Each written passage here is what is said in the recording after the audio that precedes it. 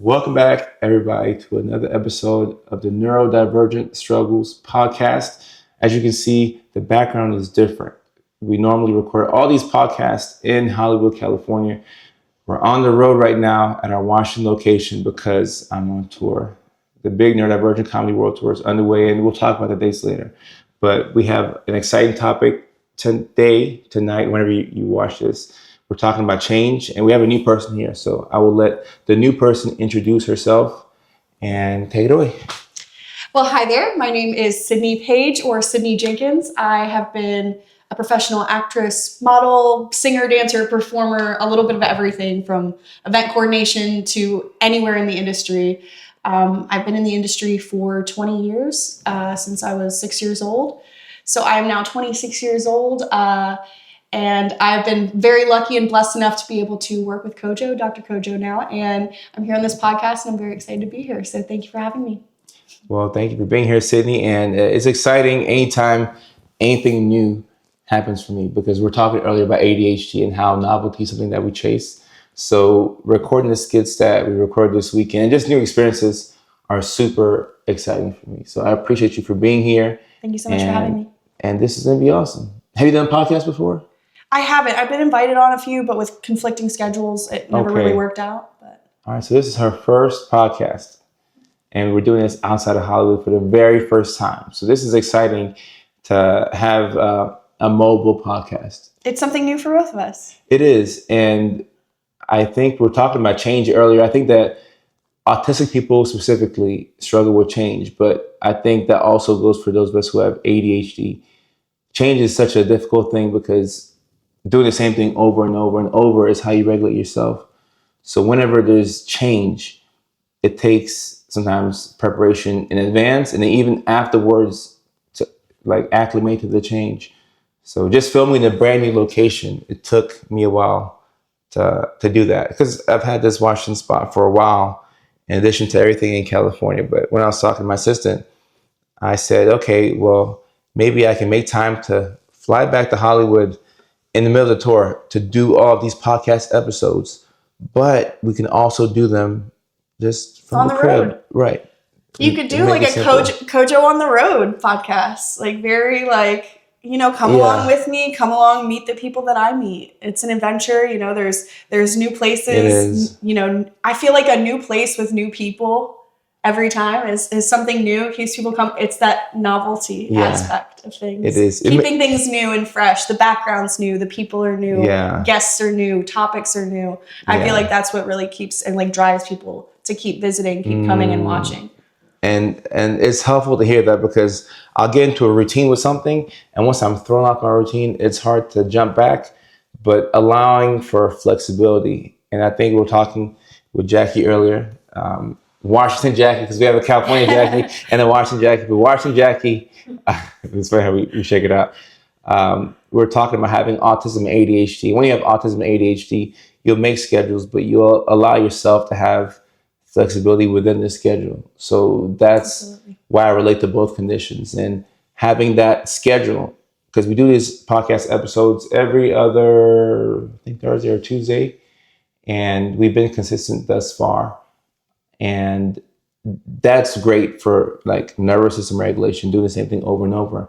But it creates that routine, that structure of like, okay, I'm in this safe space and I know what I'm supposed to do. I know my routine. I know my schedule. Versus when you're thrown off, it's the unpredictable. It's the unknown. It's that's out of my control. I don't know what's coming next. Yeah. And that's why we have Washington Jackie helping out. Yeah, we love to have her here. Honestly, she's been such a blessing. She has been. So shout out to Washington Jackie. Shout out to both Jackies. Shout out to both Jackies. Yeah. And you as well. Like this whole weekend recording podcasts and skits has been smooth. And I try my best to parallel it to everything that we do in California. Because in LA or Hollywood, we go into the studio. We have the background that has this KS Kojo Sarfo is lit up. It's better than this one, which flickers. It's very very luxury in the back. Yeah, it's very aesthetically pleasing. And I am learning to not do everything so big. I don't know if that's something that you struggle with, but perfectionism, I feel like, is what I relate to. That's the same essence.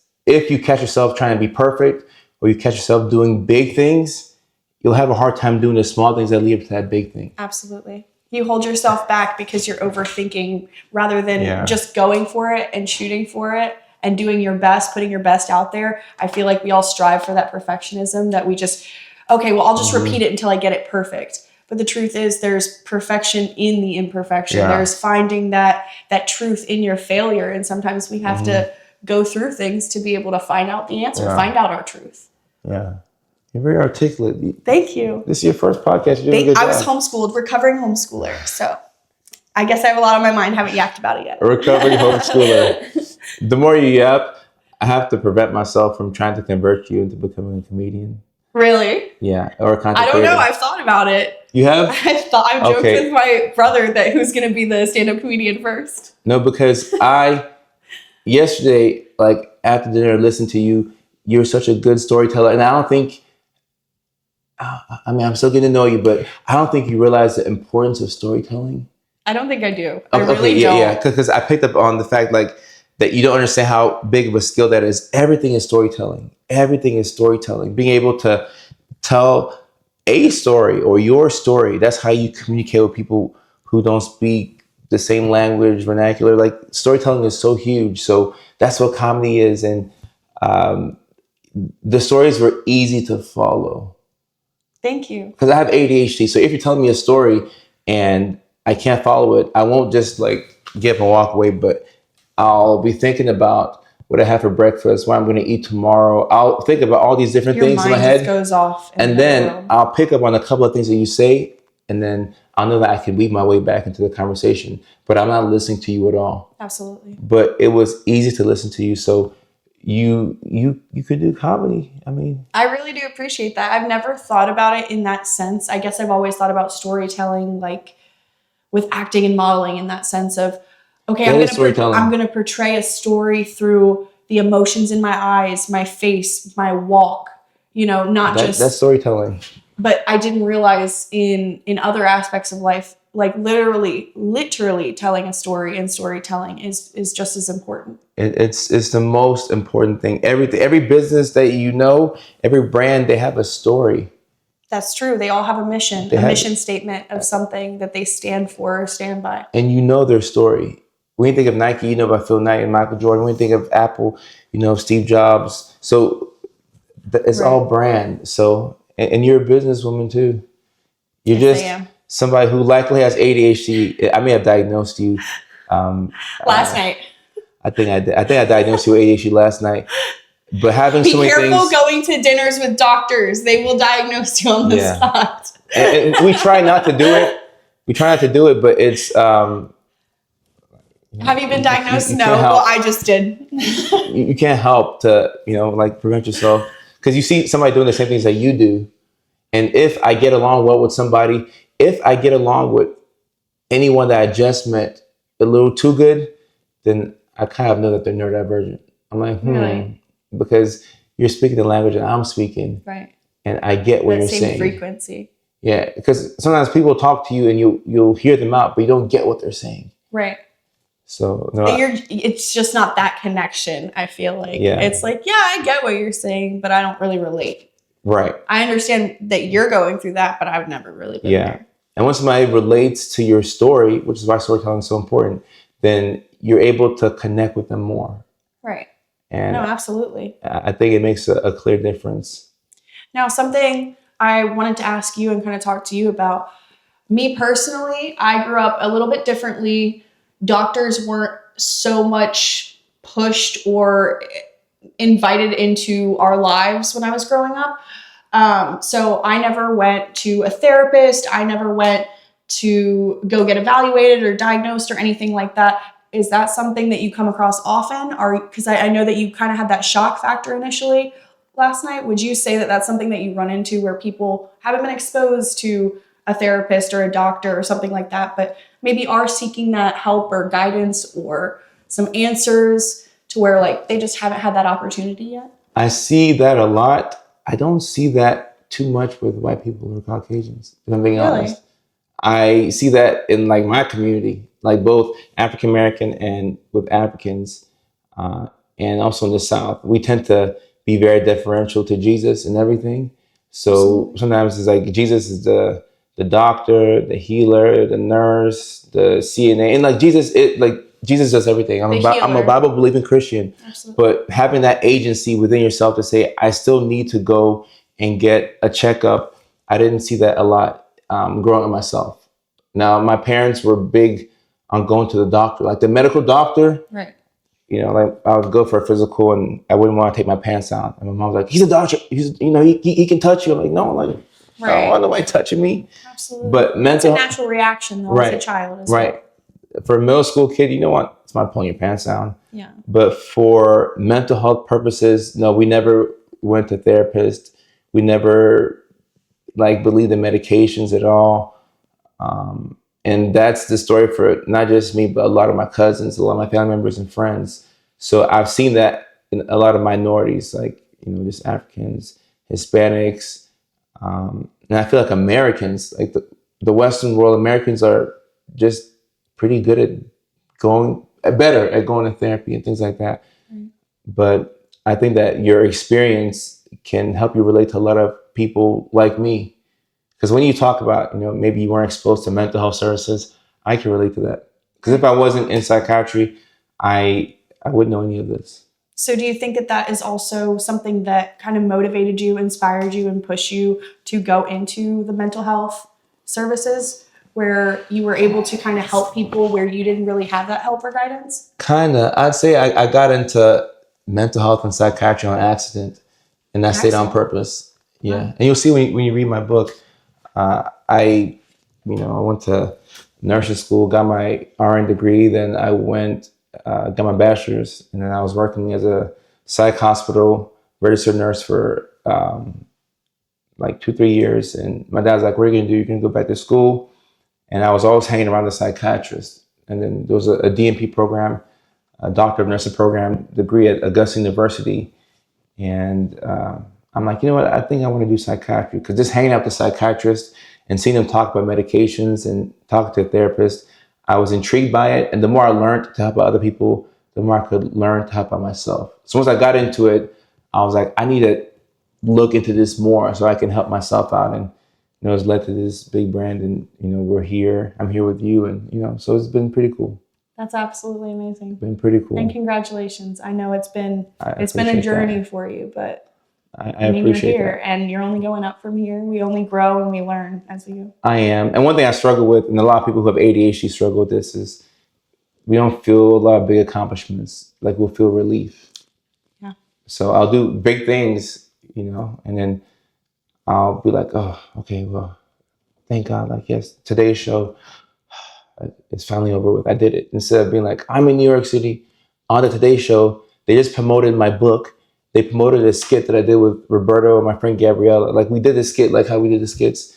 And I told Rob, I said, hey, they're going to show this on national television in New York City. And then we did this skit, and then he watched it. He's like, oh, this is me. And it was so cool. That's me. And after that, I felt relief.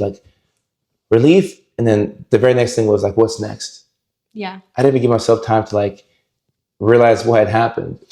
So I'm learning now. You're good. I'm learning now to just stay in the moment more and just appreciate everything. Appreciate the moment that's given to you and what you accomplished, because I think the biggest thing that I struggle with is, yes, I have this goal and I feel like, it's just out of that, like, I can just keep going and I'll achieve it. But then once I achieve it, I don't even take a moment to appreciate all that it took to get there, and that accomplishment in itself. It's, okay, well, I'm just going to set the bar higher. Okay, well, I need to come back harder. I need to do this. I need to come back stronger. Yeah. And that's where, like, I need to take the moments to appreciate and be proud of myself, because those are also rewarding moments that I'm just passing over, skipping over, and on to the next thing. Yeah. Whatever's next. You need to be thankful for that. But also, if you're in the present moment, it's easier to be thankful.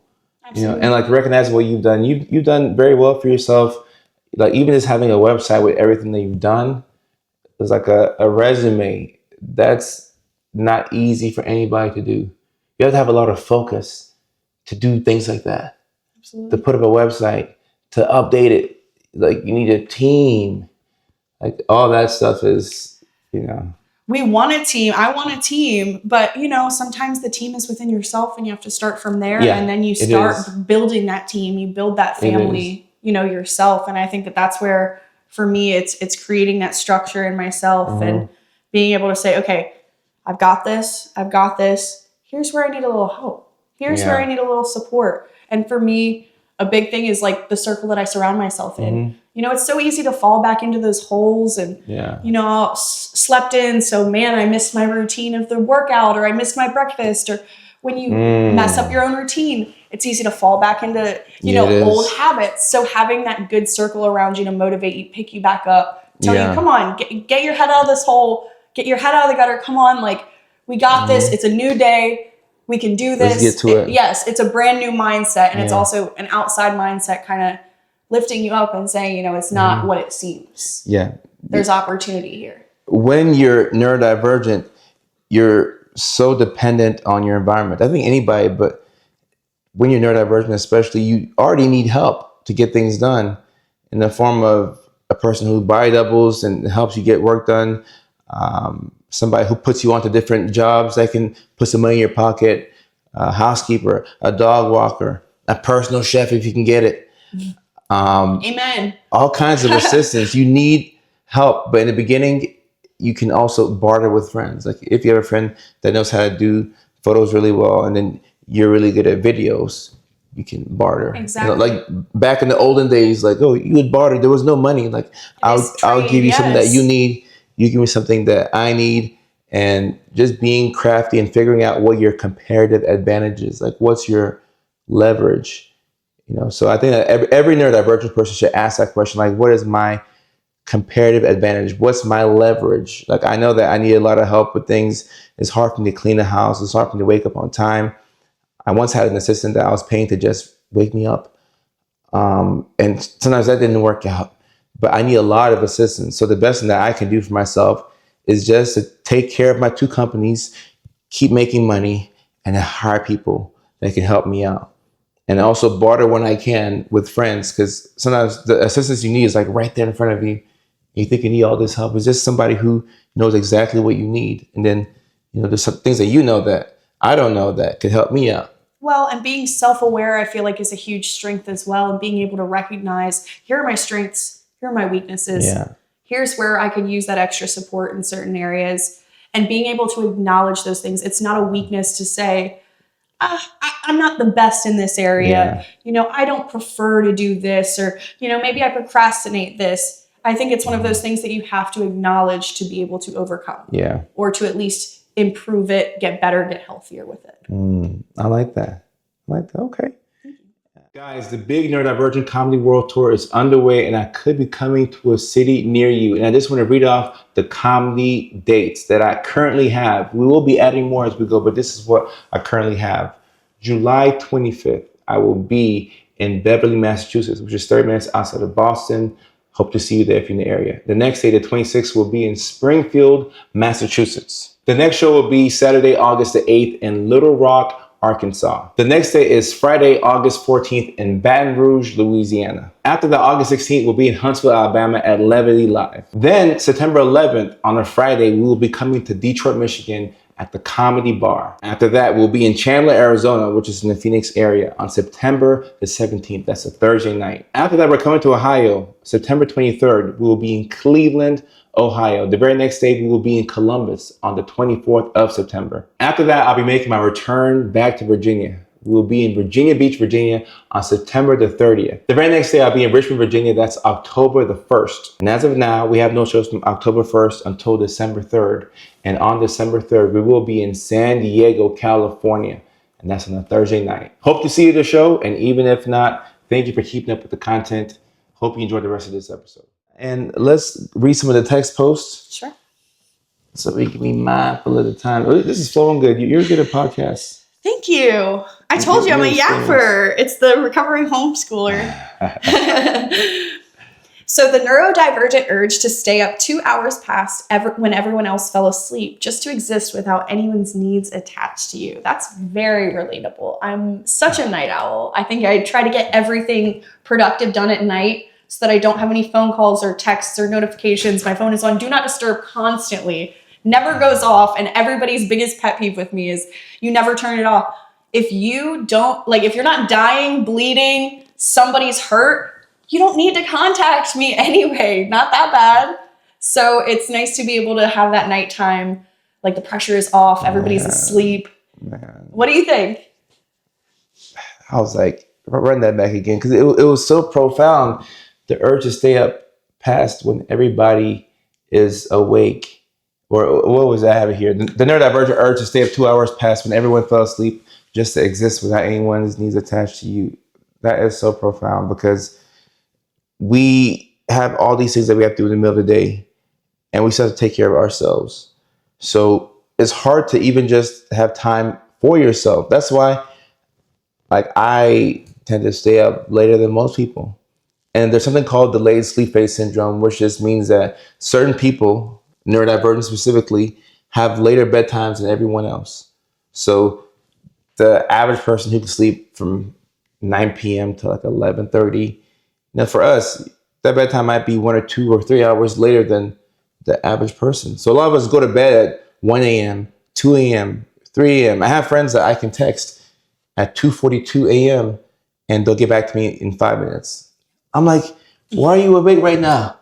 Ariana, what are you doing here? Ariana, what are you doing here? How are you awake at this time? No, absolutely. But we do it because that's when we have time for ourselves. That's a time that we can, like, really doom delve into scroll. ourselves, Yeah. no matter what that is, whether it's our creativity or just being able to relax and not have to uphold, you know, when you're exhausted from being out and kind of keeping up with the societal standard of just being neurotypical and trying to act like that. You know, you can let down that mask at night. It's a lot. And say, I don't have to respond to anybody. I'm not obligated. And, you know, a good rule also to set for yourself, if it's work related, oh, I don't need to respond to this after a certain hour, because, you know, you need to have you time. Yeah. And you need to, like, whether that's reading a book, watching a movie, taking a bath, everybody should have that space to be able to breathe, relax, turn their brain off, and just do whatever makes them feel alive. And regulated. Yes. I think if you're neurodivergent and you don't have alone time, you will crash out at some point. You will crash out. It's a ticking time bomb. You will self-sabotage, because when you knew that it was time to go home from the party, when you knew that it was time to sleep early, when you knew that it was time for you to detach from your friends and to go sleep so you can wake up and hit the gym, and you didn't do these things, you'll become very frustrated. Your emotions will be all over the place. You almost become resentful towards other people, because it's like, oh, you're messing up. You're screwing up my routine. You're messing up my whole day. But truthfully, it's you have to be strong enough to set the boundary. Yeah. And set boundaries for yourself of what feels right. You do. And I also... going to the after party? No, I'm sorry. I've got work tomorrow. I'm tired. Prepping starts the night before for me. So I've got to go home. That's facts. That's facts. The best way to wake up early in the morning is to sleep at a decent time. Something we all struggle with, I think. Been a lifelong struggle for me. Going to bed and waking up. If you can go to bed at a decent time, decent. So I think if you can sleep before midnight, that's really good. My father used to work 2 day shifts and 2 night shifts. So for his day shifts, he would go into work at 3 a.m. He would go into his night shifts and come home and be home at like 5 a.m. Anytime he worked those shifts, he'd walk in my room. And this was when I was in grade school. He'd see my light on under the door. He'd come in and go, why are you awake? You're not supposed to be up. So I've had a whole lifetime of like, oh, I'm just up watching TV or coloring or doing arts and crafts or writing in my journal. It's always been hard for you to sleep? Always. And that tracks back to childhood. I used to get yelled at for being up so long, and you keep such horrible hours, and it's not good for you. It's not healthy for you. You're losing years off of your life. I got every lecture under the sun, and I'm like, he's not wrong. But this makes me feel fulfilled because, you know, this is my time to where I get to dictate what I want to do, and nobody can really tell me what I should or shouldn't. Has that gotten better for you as an adult? I think it has, with routine, with structure. If I have a routine that I want to stick to in the morning, don't get me wrong. I think I'm still like, I can set 10 alarms and I'll still snooze 8 of them. Yeah. So I think it's about just creating that structure for yourself. I get it. It's the structure that you build for yourself. And it's okay to have those moments and those days of like, no, today's the day. I'm going to snooze it. I'm going to sleep in. I'm going to treat myself. And you don't have to stay up those extra 2 hours. You don't. You can create those moments throughout the day, throughout your life for yourself. And you can carve out those moments. It's just a lot harder. Much harder. Whereas like during the nighttime, you can literally just say, well, this is what I'm doing. I'm putting my phone away and nobody's talking to me. Much harder. Makey fakey. Okay. Well, let's read the next one. Yep. Next text. Let's read the next one. Let's see. So autism, they always feel I'm always early. Autism, I'm always early because being late feels like a personal failure. While ADHD people tend to feel that they're always late because time is not real. Wow. ADHD is I planned to be early, left late, arrived on time, and I was in a full panic the whole way. Now, personally, I relate to all of them. So autism, ADHD? Yes. I feel like being late is not only a personal failure, but I feel like it's a failure to the other person. It's disrespectful to their time, whether it's, money. I mean, time is money. Yeah. It's valuable to everybody, And so something for me that I was just talking to you about yesterday is like, I have a wax lady that I go to and we've had, like, I call her, I make the joke. I'm like, that's the longest relationship I've ever had. I've gone and seen this wax lady for 10 years. This strong relationship. Yes. This lovely lady. I love her to death. Shout out. Okay. She's absolutely amazing. Anastasia, you're my lifesaver. Love you, girl. Shout out Anastasia. But Anastasia, she's my longest relationship and I have always been late to her appointments. But what I realized is that it's not just impacting me. I don't just feel, like a disappointment. I don't just feel like I'm in a panic the whole way, but I get there and okay, she's already waiting on me. She's opened the door and she's like, hey, like, come on in, let's go. And we get finished with the appointment. I go out and her client's already sitting there waiting probably 10 minutes. And so it's disrespectful to her time, her client's time, and all of the clients that are pushed back because of me.